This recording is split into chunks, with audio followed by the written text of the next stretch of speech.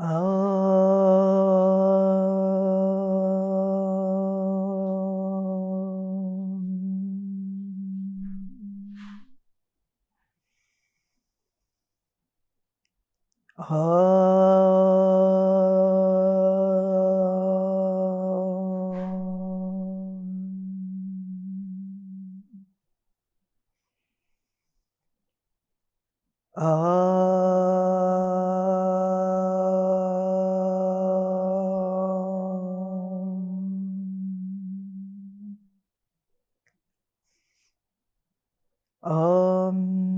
Sahana Vavatu Sahano Bhunaktu Sahaviryam Karavavahai Tejasvinavaditamastu ma Vidvishavahai.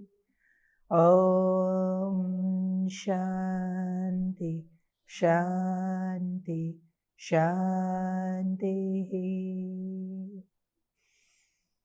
Guru Brahma Guru Vishnu Guru Devo Maheshwaraha Gurureva Param Brahma Tasmai Shri Gurave Namaha.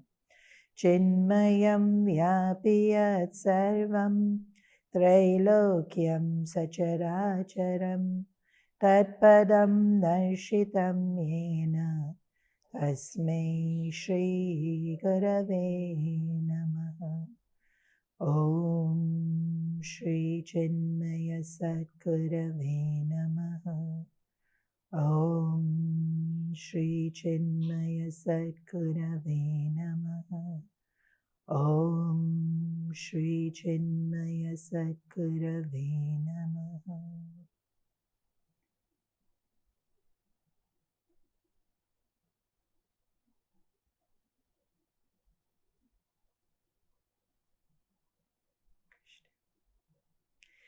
There's this sculpture in Bombay, and we used to drive it past it fairly often. And it had read on the plaque, "And a mother is born." The sculpture is of this lady holding a child. And interesting, because usually it would be the baby is born, but this one was very clearly the mother is born. And it's so true, right? Because until you have a child, you're not a parent. Like we have so many different roles that we play, and it keeps changing as life progresses. And so first you, the child, and then it's of course a friend and you're a sibling, and then work comes along and student and all of that. And this role as a parent is very different to any other role, because it's, especially when the kids are this young, there's this incredible sense of responsibility. And it's almost like I'm not fully grown up, but then now I have a kid, so now I have to be totally fully grown up, because now I have a kid. I can't be the kid anymore. And so the parent is born. And this idea of being a parent then interestingly becomes such an integral part of our identity. So who are we? And then we identify with so many things. Sometimes if it's a real passion of singing or cooking, then we so strongly identify with that. And parent is one of those things we really, really strongly identify with. Because even if you see somebody who's working, and they could be in a very accomplished, professional environment, and then when they have to introduce themselves, and especially if they've very recently had a kid, then they'll say, "And I'm a dad." And it's like it doesn't have to do with the professional environment, or I'm a mom. So even though it's like got nothing to do with that environment, it will still come out in how we introduce ourselves, because being a parent so quickly becomes so much of who we are. And I think this age, because, we've done different days for different age groups. And I work with all age groups, and I work with all age groups all the time. So like in one day, I would have worked with the teenagers, and I've worked with the toddlers, and I've worked with it. In fact, we do these camps in India where I literally rotate classes. So I take 4 classes a day, and it's all the different age groups. So it's this, in terms of working with this age group, the advantage is that their innocence and their cuteness can be so fulfilling. Like when they get older, especially teenage, it's like, will you just listen? Would you let me finish my sentence? But at this age, they're looking at you with big eyes, waiting for you to finish your sentence.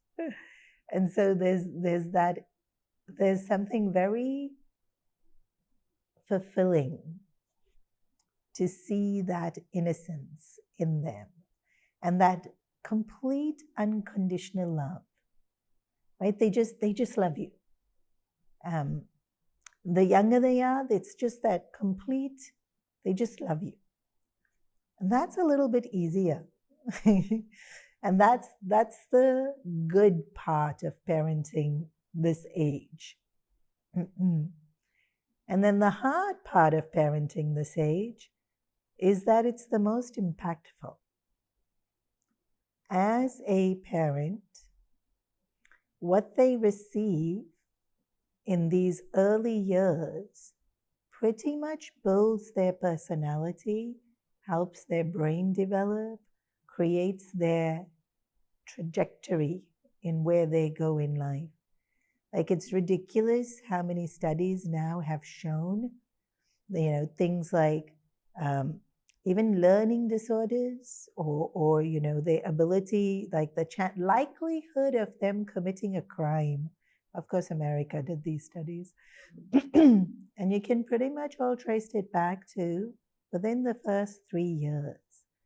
Like, so much of that kid gets developed in the first 3 years.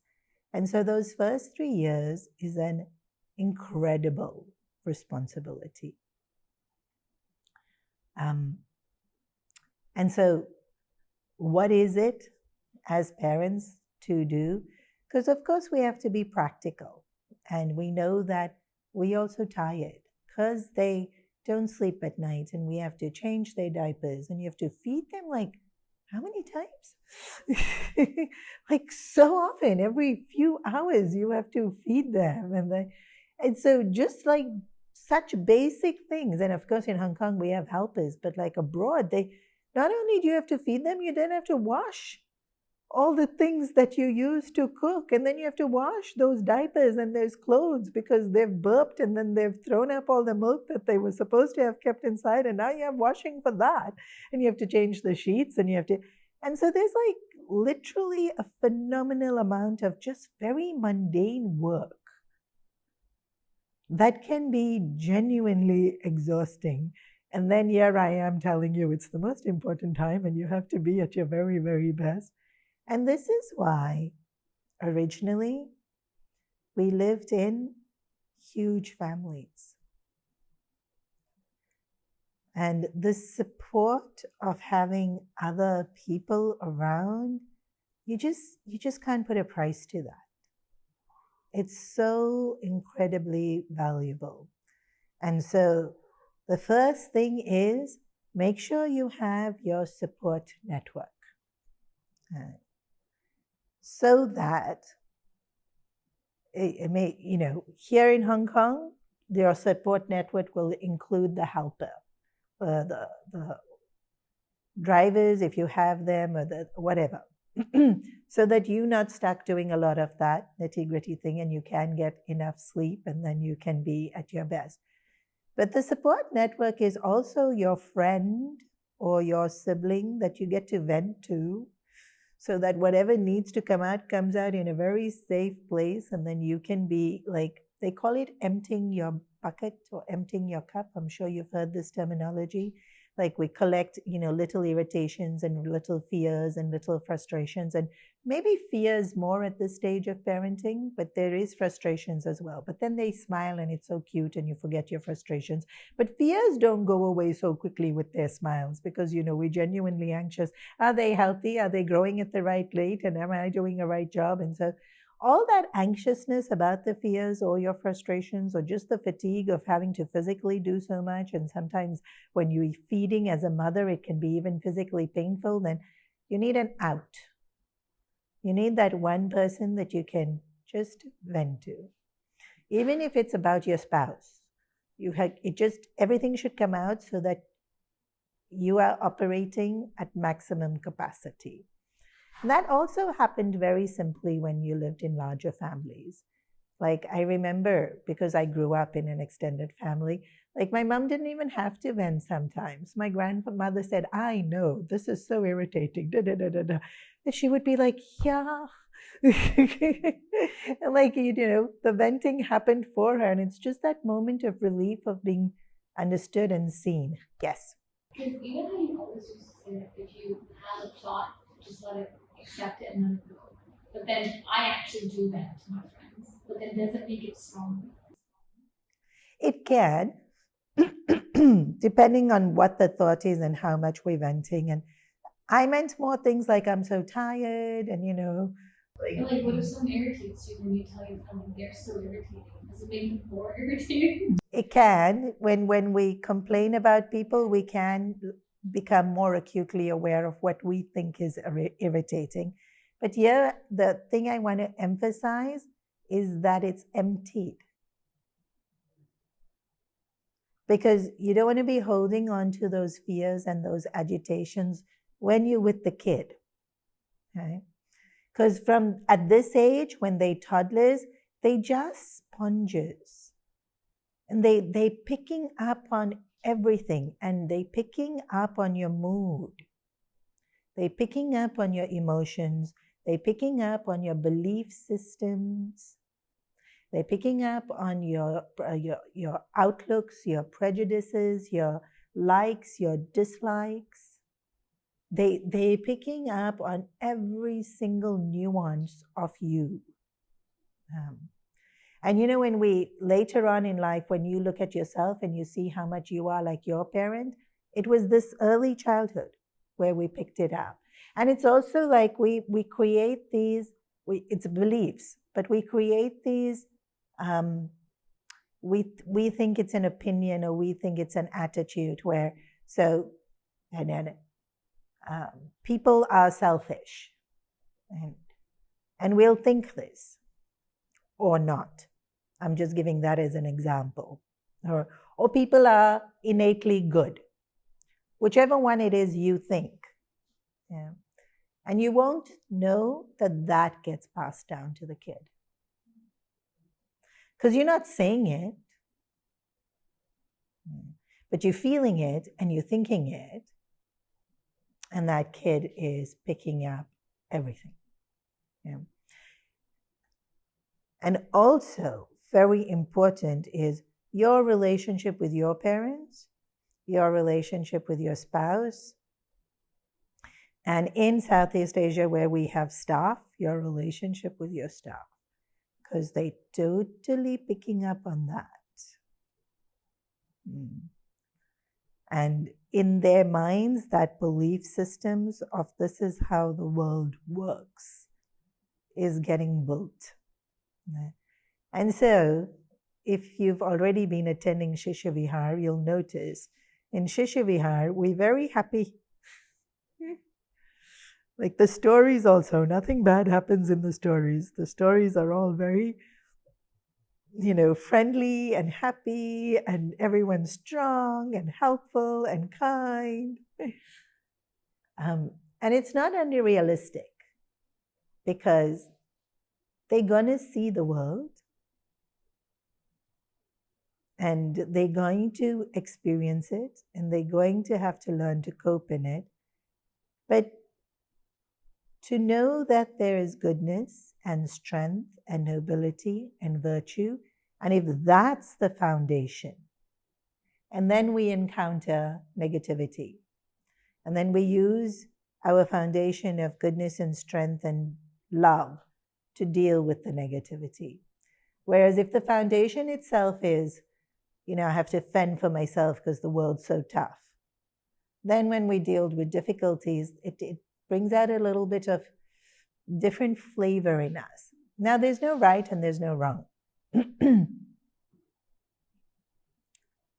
But if we look at this child, not only just as our child, if we remember that every one of us is a soul on our journey, and each lifetime we take a birth so that we can walk a few steps closer to our ultimate destination. And we may have forgotten that. We may have forgotten that we took this birth so that we can improve ourselves in some ways. But when we look at our kid, it's nice to remind ourselves that this is what each birth is for. And it's easy to remind ourselves when it's a kid and it's life, and we're seeing life as its beauty, and in its, that you can actually see creation when you're looking at that kid, right? Because they couldn't talk and now they can talk, and they couldn't hold something and now they can hold it, and they didn't reply back but now they're replying back, and you're seeing creation happen in the kid. And so it's so much easier to remember that this is life, and purpose of life is to learn, right? And we can really see that in a kid. Purpose of life is to learn. They're learning absolutely everything. And I remember I had gone to Australia for a holiday, and I have 5 nieces. And then a few years passed, I think something, and I went back again on another trip, and now they had humor. It was so fun that now they had humor. And, they were willing to tease me. Of course, they were very scared to tease me because I was Swamini. And so they teased, and then they were like, are we going to get punished? And I laughed, and there was this relief that, oh, okay, she laughed. She got the joke, and I'm safe. I'm not going to get punished. But even that reaction, they learning, they becoming, they developing, they imbibing. And so seeing that is such a beautiful reminder that that's really what life is all about. And even when the parent is born, it's such a learning, right? In fact, now suddenly we see life so differently because this parent, and we want to be better. And I think that's the best part of parenting. We want to be better for them.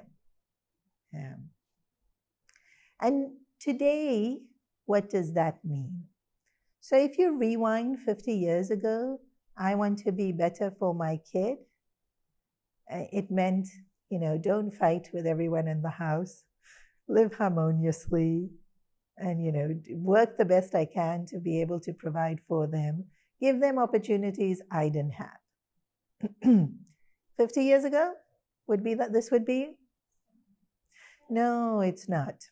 Today, being better for a kid is reading 300 books and then following this theory and following that theory. And this one said this, and so I have to do it this way to get to this result. And it's not just be nice. Yeah, very overcomplicated. We don't have to read so many books to become a nice person. Like, we already know what be better is. Be better is love more, be kinder, forgive, be brave to do the things we are fearful of doing. That's what be better is. But no, we've forgotten that that's what be better is, and we think that be better is. And then they all trends. There's so many trends in parenting. So I've been teaching children for 25, 26 years now. And I've seen so many trends come and go in parenting. And then even in the like be strict, don't be strict, give them time, don't give them time, all those trends, they come. Literally, parenting has fashions. And as young parents, y'all don't realize that parenting has fashions. Y'all think this is the most newest, most learned way of doing it. Like now psychologists say, and we assume that now they're more intelligent than they were 50 years ago, and so we should listen to what they're saying now. I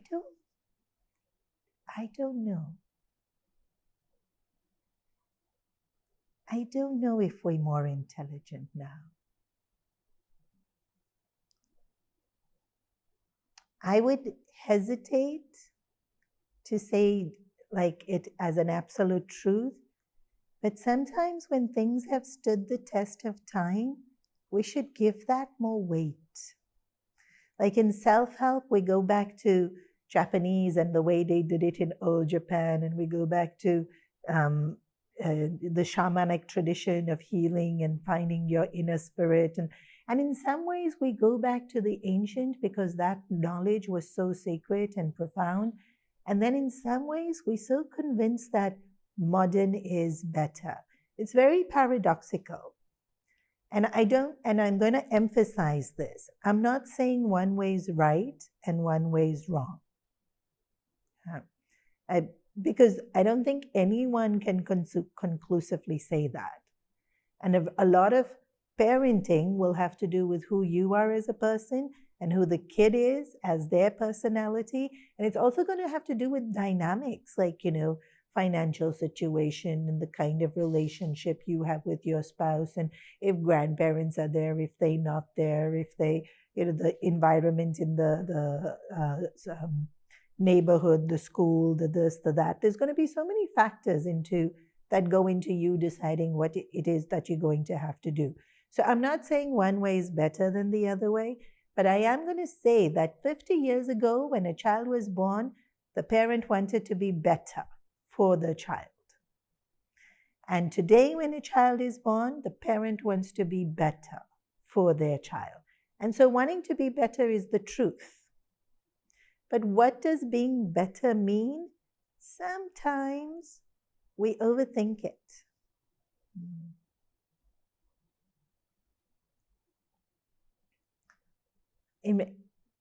And so definitely this I can say with authority, having studied the scriptures and even in terms of psychology,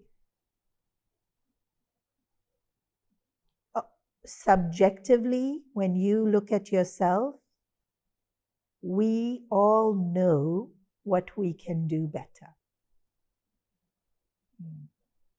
If I'm very short-tempered, I already know I can be a little bit more patient. If I'm a very anxious person, I already know I can be a little bit more decisive and courageous. And so look at you in your journey of wanting to be better for them. It's not about the facts and the details and the how much and the when and it's you. Because remember, they imbibing you. Your personality, your fears, your beliefs. That's what they really imbibing. And of course you love them. Nobody has to tell you to love them. The number of times we hear mom, and she's yelling and she's screaming at us and she's telling us, you to do this and that and that. It makes no difference to us whatsoever. I'm sure you remember this as a kid. And not even for a millisecond do we think she doesn't love us. In fact, When mom stops talking and is very silent, that's when we get scared. Now she's really angry. But even then, I'm sure you didn't doubt that she loved you. You definitely love them. And then they're not going to doubt it. But today, we told that you have to make your kids secure, or they have self-esteem issues. And then we overthink it. And we tell them 300 times a day, I love you. And then if you don't tell them after 5 minutes, they'll look at you and say, do you love me? And you'll say, of course I love you. Like, we don't have to overdo. Like, just because some professional decided that you have to give them self-esteem, that doesn't mean they know what they're talking about.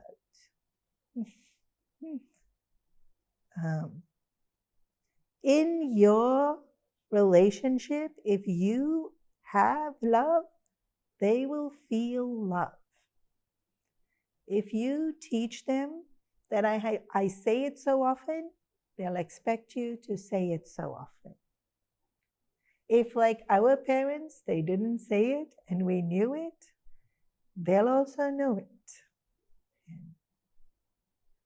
There isn't a right here. And just because it's a current finding doesn't make it more accurate.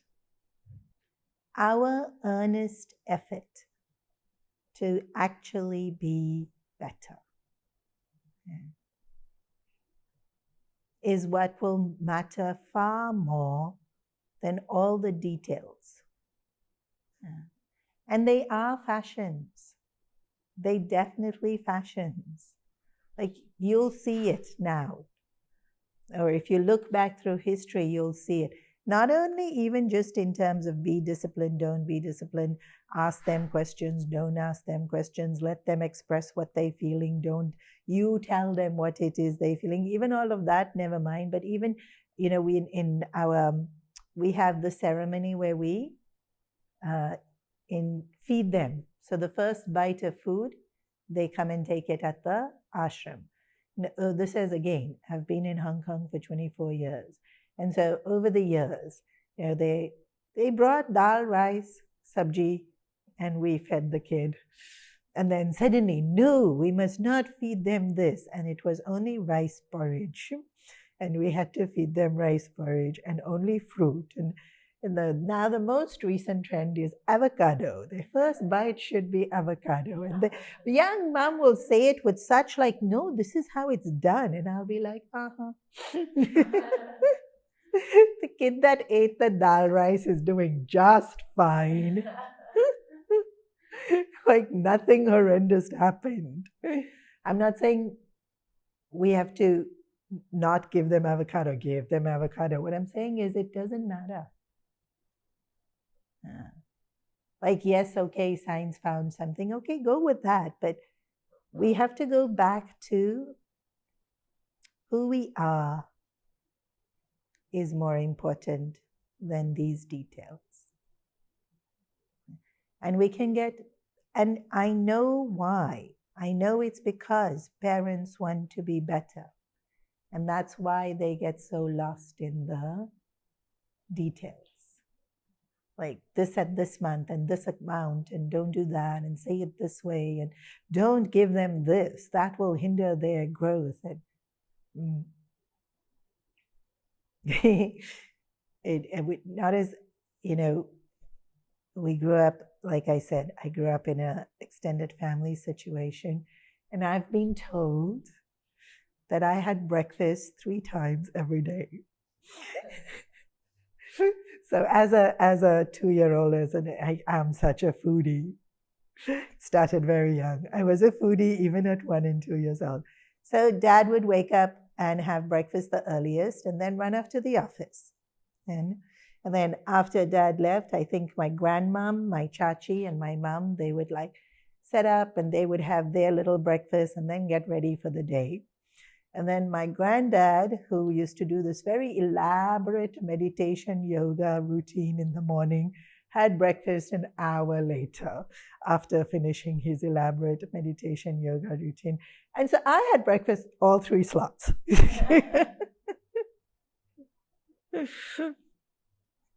And I'm sure somewhere in there I would have sipped tea, because that's what Indian breakfasts are. Indian breakfasts are, you have your cup of chai with whatever else it is you're having. And, Dad's, I think, was toast. Very simple, because he had to go to breakfast and he didn't want any spices to make his breath bad or anything like that. But my grandfather's was proper, full-on, huge, hotel-style breakfast. And I remember very clearly drinking tea as young as 5 or 6 years old. Yeah, because everybody in the house is drinking it. And as a child, I'm sure I threw a tantrum. Like, I want what you having, because every child does that, right? You want to have what the parents having. And so they would have given it, because who wants to fight? They have so much to do. Everyone has so much to do. And you're already looking horrified. I can see you looking horrified. No, don't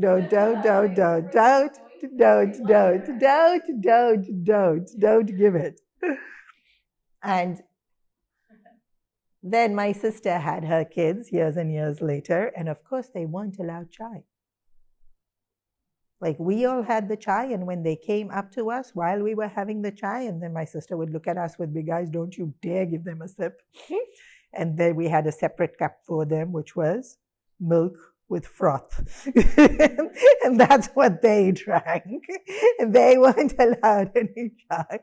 And I used to love doing this. I'm such a cruel daughter. I used to say, but mommy gave us chai.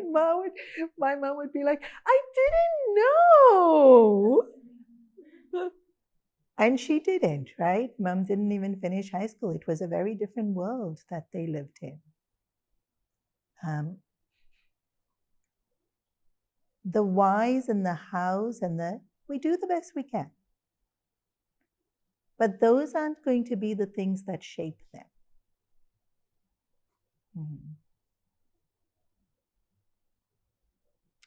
The things that shape them is the values they imbibe. And so from the age of 0 to 3, we cannot discipline them, because they don't understand it. They don't understand action consequence. So they don't understand why you're suddenly being mean to them. And so this is important for us to know. We can't discipline them from 0 to 3. So if they don't share, they hit another kid, you hold them.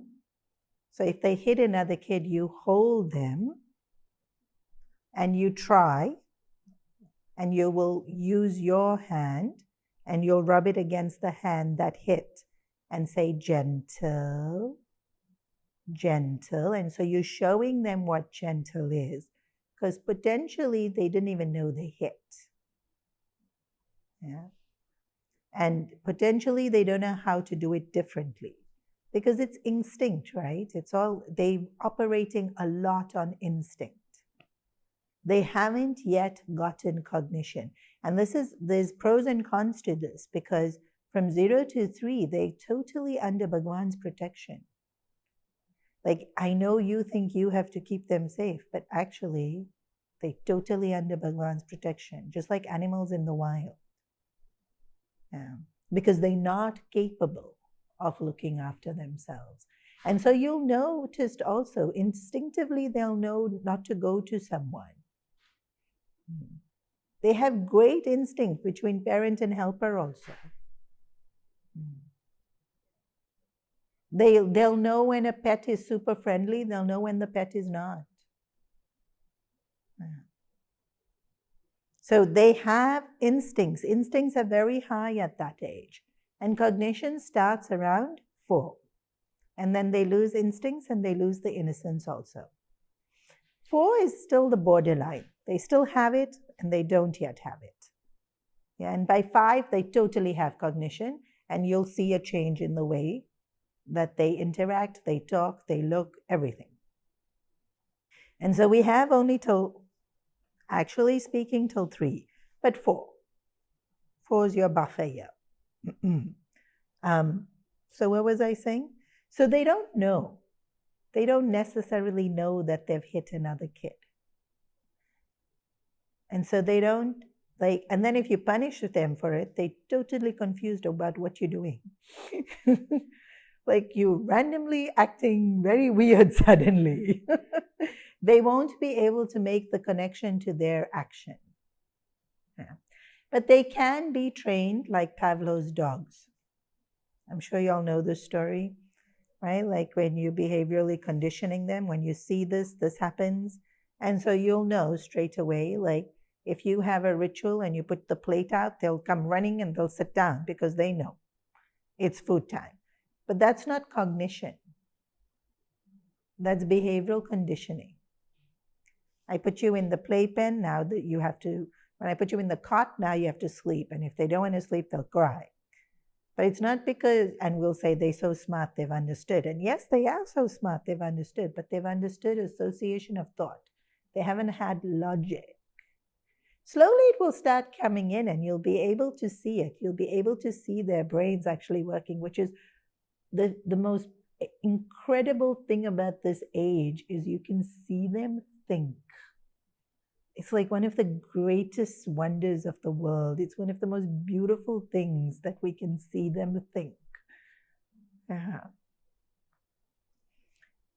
But it's not maturity of thought and it's not completion of thought the way we have completion of thought. And so we really can't discipline. Discipline has to be holding them or, like separating them from whatever it is that.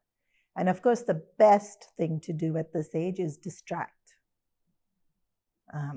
And they so easily distracted.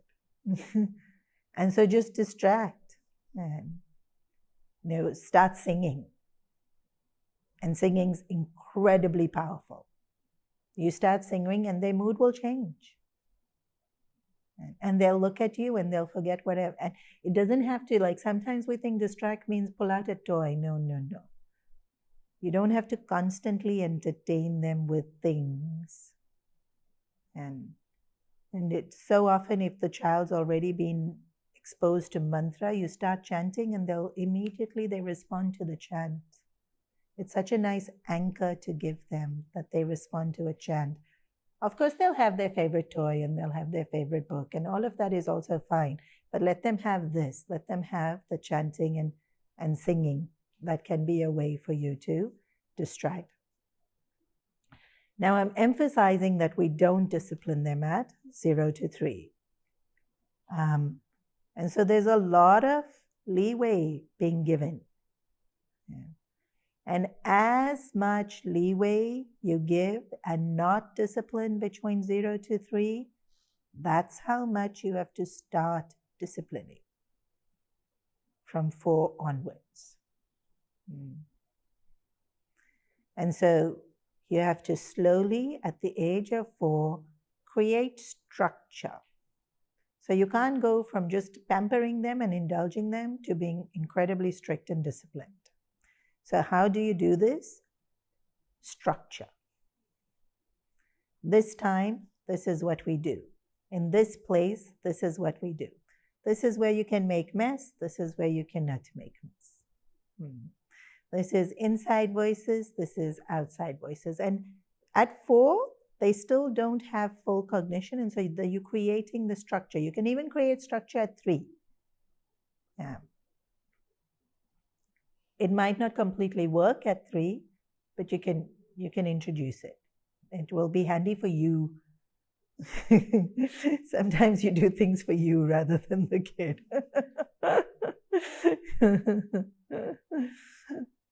And once we give them structure, then we can bring in discipline. Children this young, structure makes them feel safe. There is trends in parenting where they want you to be more free-flowing and ask the kid what they feel and then do what the kid feels. Sure, for a certain amount of time, yes. But overall in the day, if you do that, you're going to go stir crazy. And we need you sane. And so structure helps to keep you sane. But also in my experience, structure gives them a sense of security. It also gives them a sense of purpose. I know what I'm doing in this space, in this time.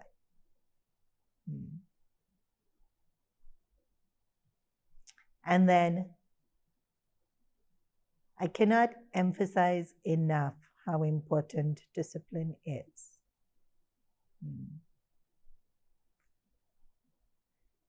But also what we discipline.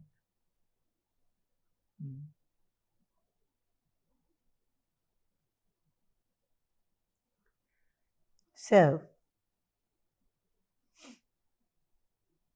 if we look at the word discipline outside of the context of parenting, what would you say discipline is? Just for yourself. Putting boundaries. Anyone else?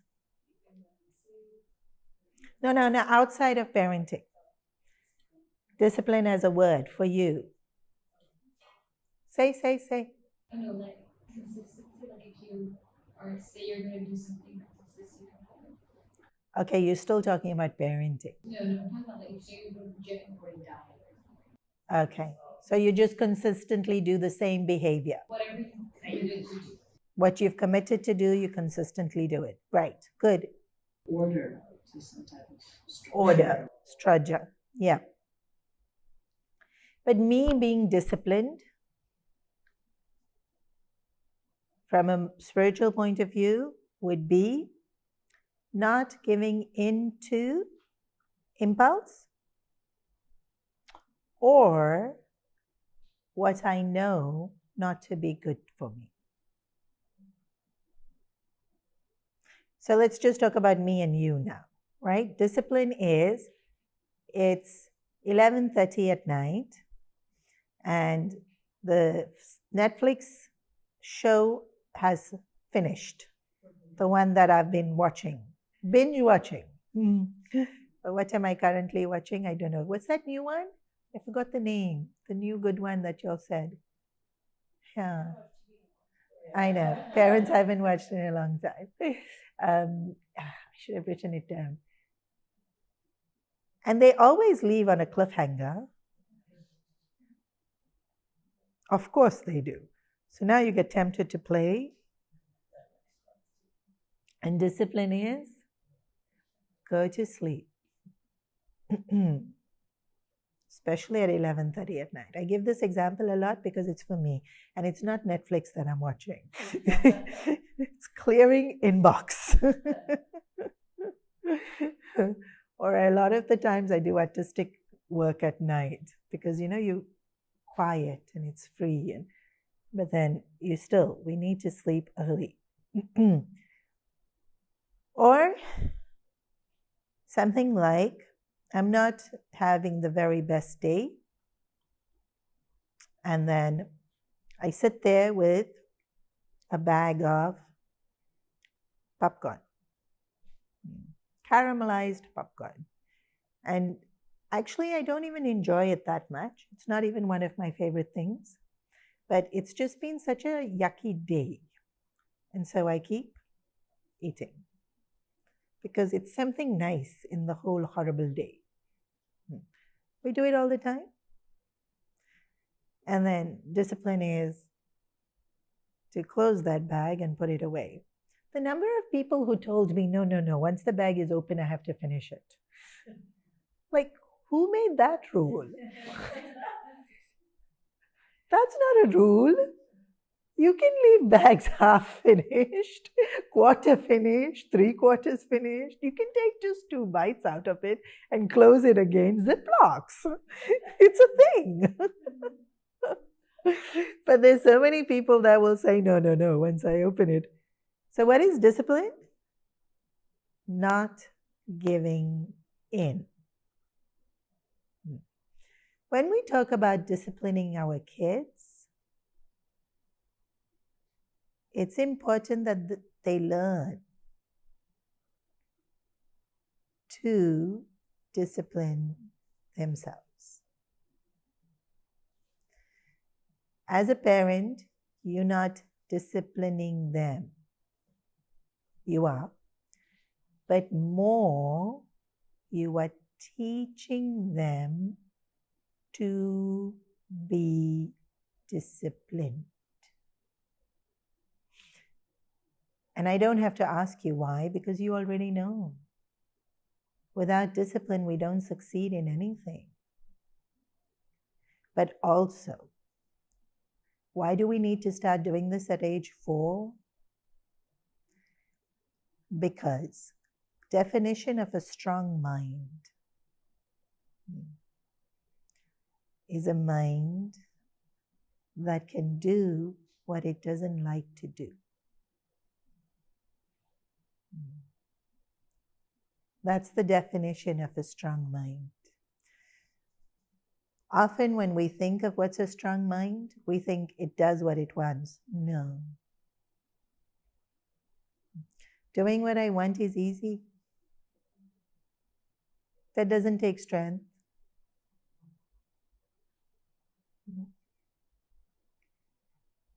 Doing what I don't want takes strength. And that's when I know my mind is strong. If we give our kids this discipline, and at first it's going to come from you, because of course instinct is we want to just do what we want to do. But we have to create the discipline, and then we have to teach them to be disciplined. And why? Because if they already have a disciplined mind at 5, their mind's already strong.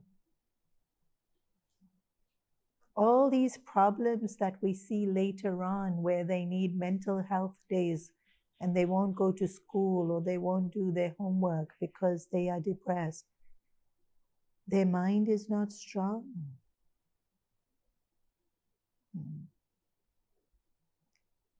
They're too confused about subjects, or they're too confused about how to make friends, and they're too confused about, and it all of it is mind is not strong.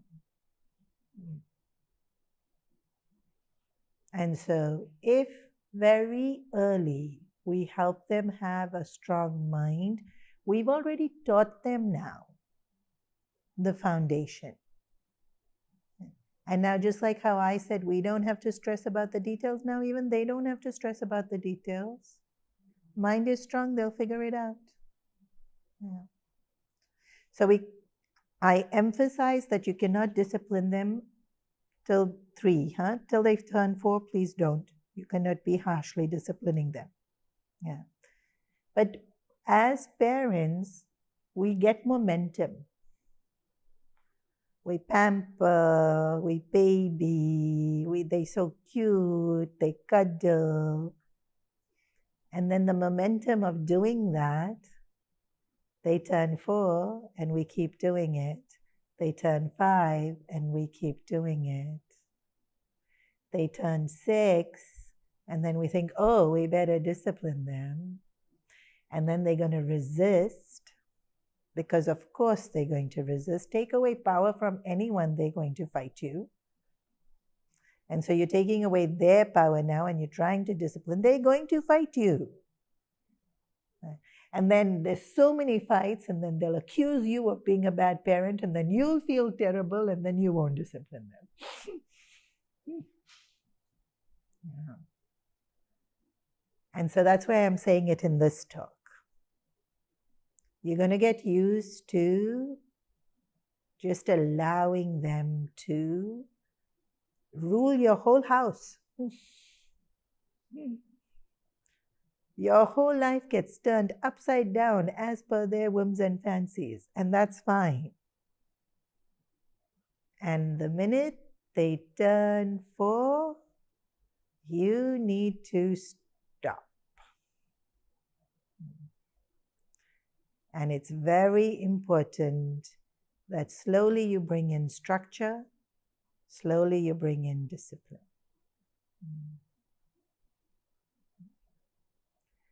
Because remember I mentioned, the younger their mind, the closer it is to foundation.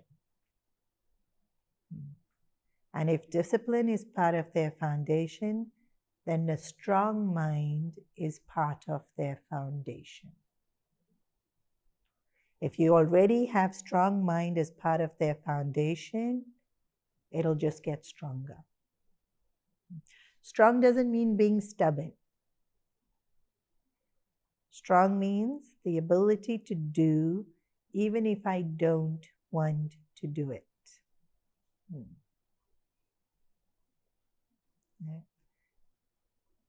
And there's going to be far too many things in life that we don't want to do,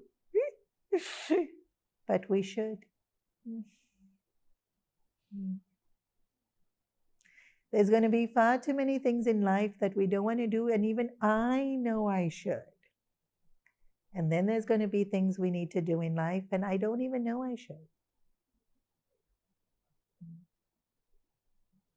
And then how am I going to do those if my mind's not strong? And as a parent, so many times you'll say, try, just try.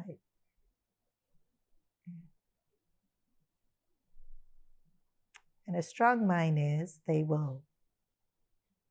We use the word differently. We say they so strong means they won't listen to us. But that's not being strong. That's just me being, I'm sorry to use the word because it sounds very harsh, selfish. I want what I want is selfish. And we don't want to hear that. It sounds too cruel. It sounds too drastic. But that's what it is. When I only want what I want and I don't care what you want, that's selfish. And if as parents, we let them, as parents, you're going to love them anyways. Others are not going to love them when they're selfish. You will.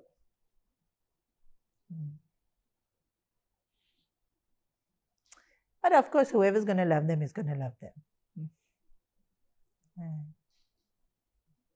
But relationships become so much easier when we not, or when we know how not to be. And then it's our choice, whether we want to be or not be. But when we don't even know how not to be, we don't have a choice. We'll just be selfish.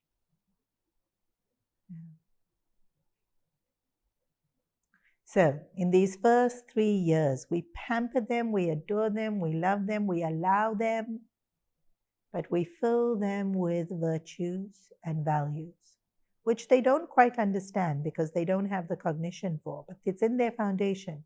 So later on, when the cognition comes, it's already in their foundation. And then very smoothly, easily, progressively, we start creating a child that knows how to discipline themselves. If they keep needing you to discipline them, and they will initially, of course it's easy for me to talk in a nice room where it's quiet and air-conditioned. Like when you have to actually do it, it's far more challenging. I totally appreciate that. Initially, it will be you disciplining. It will be you saying you have to do. But very often the way to do it is give them a range from which they can choose. They can't just choose to do anything. Right? So something like, we will say our prayers before bed every night. You can choose if you want to do it before you read your story or after you read your story. And so what they're doing is learning how to exercise choice. But it's not choose to pray or not to pray. They're learning how to fit it in. Yeah. And that's how we train them to be able to discipline themselves. Yeah. You can choose the order of things. You can choose whether you want to do 10 minutes today or 15 minutes tomorrow. Yeah. And then you have to remember that you've made this agreement with me.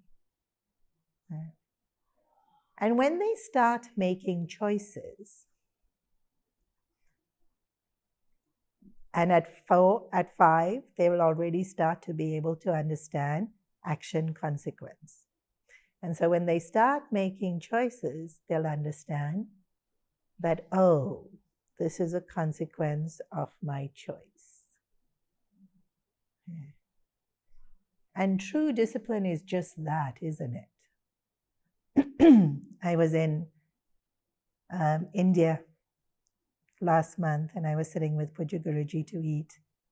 And he has a few health complications now that have come with age.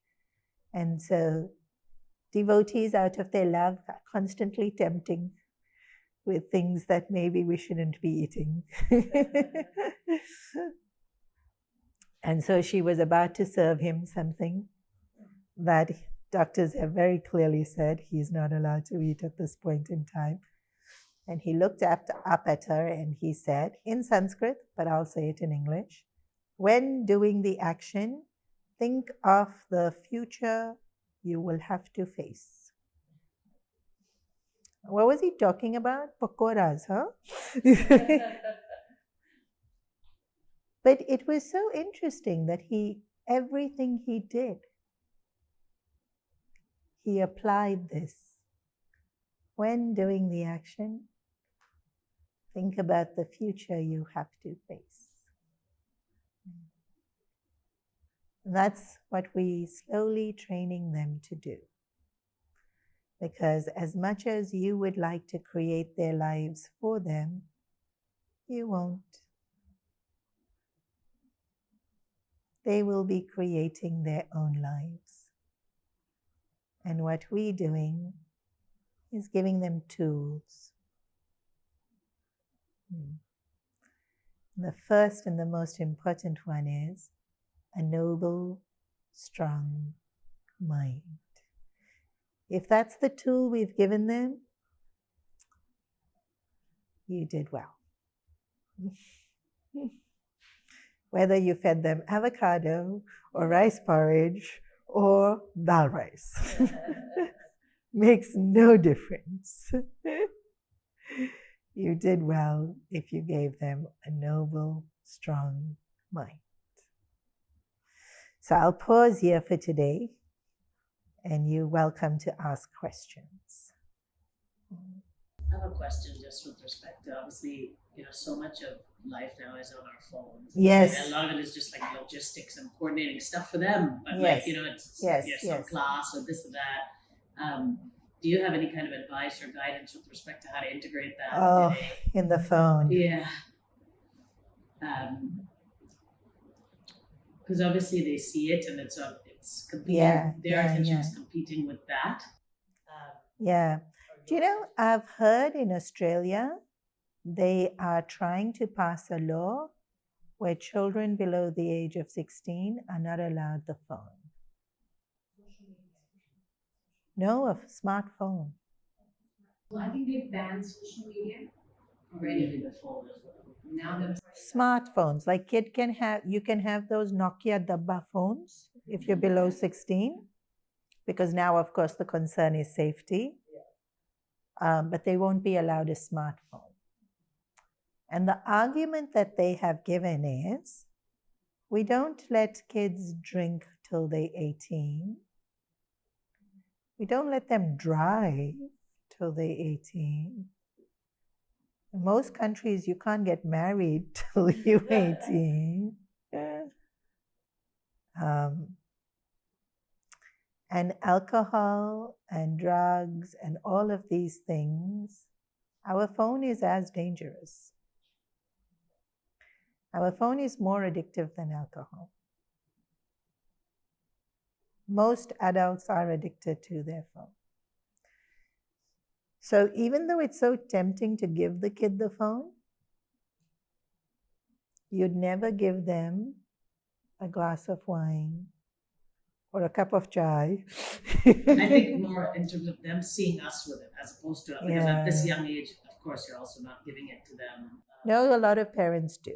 Oh, you mean like screen time or something? Yeah, a lot of parents, because they see you on the phone, they will reach for it, and a lot of parents will give it to them. Or grandparents. But you cannot change grandparents. You can request, but children will understand that it's different with a parent and a grandparent.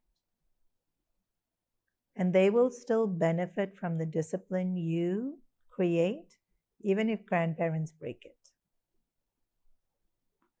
And so don't take away their relationship with grandparents. The comfort and the beauty of what a grandparent can give is something a parent can't. And so let them have that. And then how much you're going to scream at the grandparents. You can explain exactly what I said. You can explain that it's more addictive than alcohol. And, it stimulates their brain in not a very positive way. And so we would rather avoid it, but then leave the grandparents to do what they're going to do and let the child just have that relationship with their grandparent. But if you have a very strict, you don't give it to them, of course they'll push their luck, but they'll follow. Just don't give it to them. And just like we know, so like caffeine, they won't drink. The alcohol, they won't drink. This is something that's just, I'm not old enough. I can't drive yet. I can't use the phone yet. Of course, it's harder with the phone because their friends are going to be given it. So it is a hard battle to fight. But even parent behavior with the phone, in terms of obviously they see that you're on it all the time, so something is important or special on there that they want to be part of, right? Of course. It's competing. Yes. Your time is competing. So, I mean, is your advice probably just like try not to be on it in front of them? I mean, to the extent possible? No, I think my advice would, One is set a boundary that this is an adult thing because we do use it. And as you correctly said, a lot of times you're doing logistics for them, right? You're calling the Uber so you can go home. You're calling so a lot of the times it's something very practical. So I wouldn't be unrealistic and say don't use it in front of them, but do have times where the phone's not there. So like at mealtime, the phone's not even on the table. I go to my room, leave my phone in my room, and then we come and we eat. If this is bedtime ritual, my phone's not with me.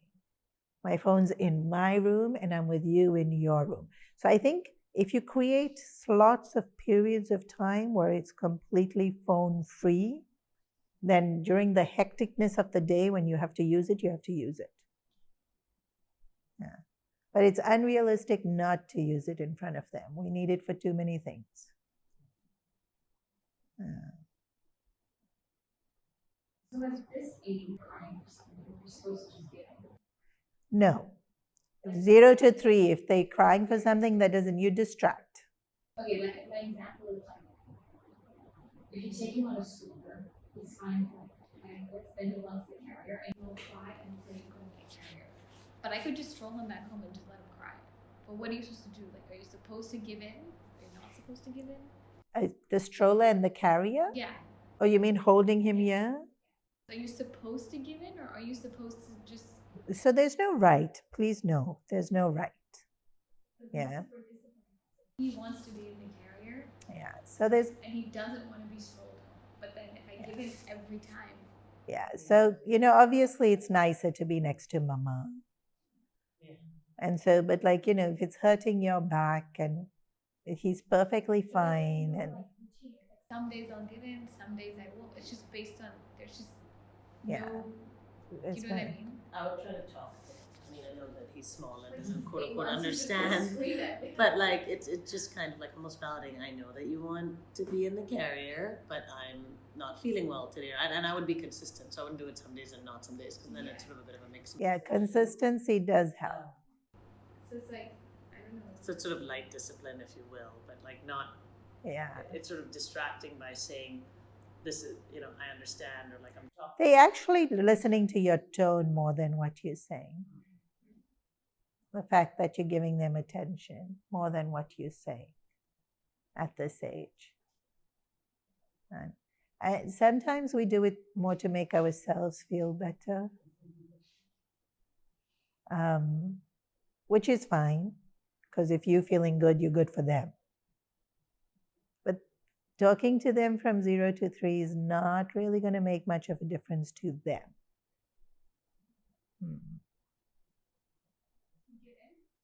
I'm not saying give in. I'm not saying give in. I'm not saying give in. But this is a principle. The more you indulge them, the more they will demand. So you must know that that's a principle.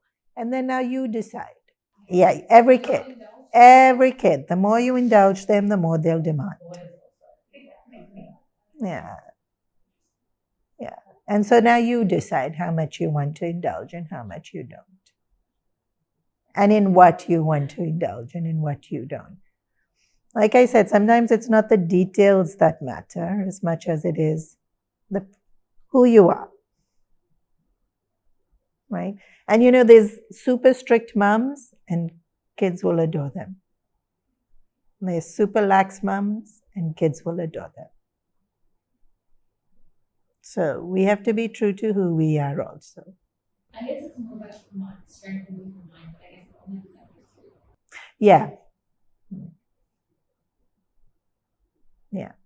What do you think about education? Like, do you think it's important? A lot of people are like, okay, we don't care that much what school they go to, it's about school life, and they'll learn other things that are more important, like you said, like a noble mind or strength of mind. I think education has to match the personality.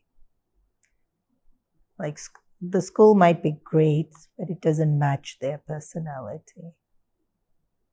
And it takes a while for a parent to figure out which system is going to match the kid.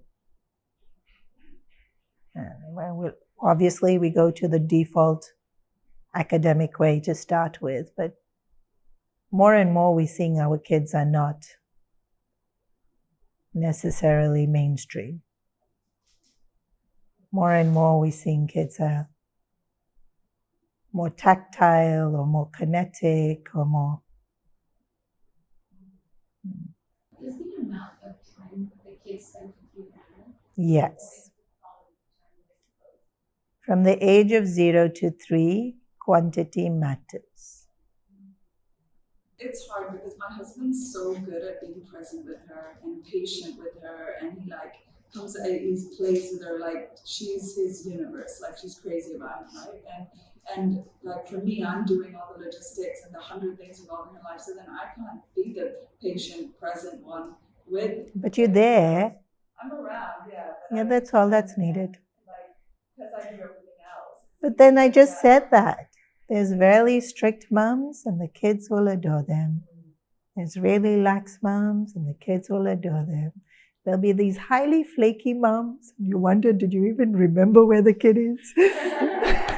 And the kid will adore them. Then there's the Excel sheet moms and the kid will adore them. You just be you. But quantity does matter. At this age, quantity does matter. The helper yeah, huge. I know so many kids with Filipino accents. The helper does, because in the first 3 years, what you're exposed to is what you imbibe. Both my helpers are really loving with her, and I think it's so great for her. She just gets so much love. Like, Yeah. And they, like, more than anything, they just genuinely love her. Like, they love her. They do pick up on that. And yeah, it's also their prarabdha. And yeah, there's helpers that are better than mom sometimes, huh? And that's okay. That the helper's there? Like, just, It's okay that the helper's I there. guess just like how much time we spend with kids. Mm. You already know the answer to this. Obviously, it's better if you're spending time with them. It's just I find it's about my system, right? And you have the most invincible diagnostic system ever. So you don't like that.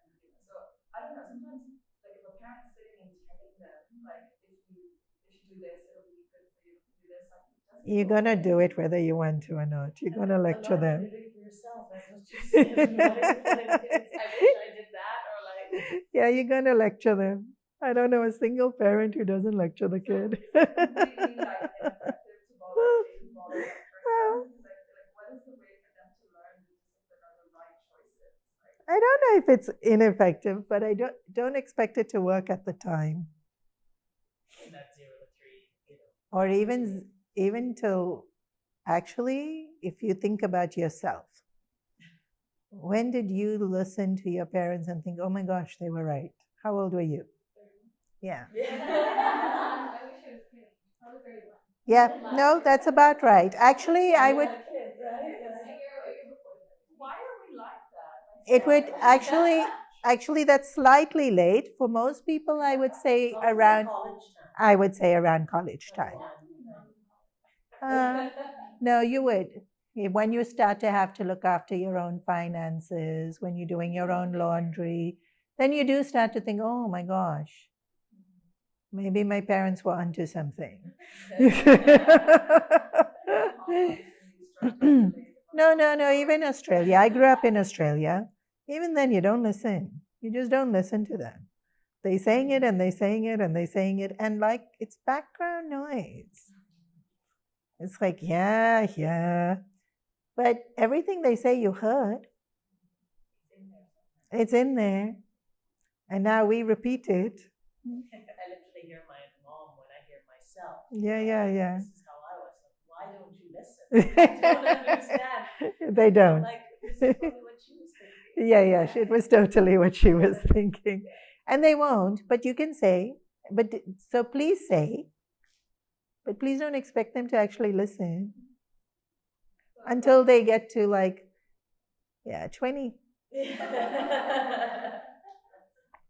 so happy if they like good. I just feel like when I look at my life, I've wasted so many years doing and now I look back, Nothing's ever a waste.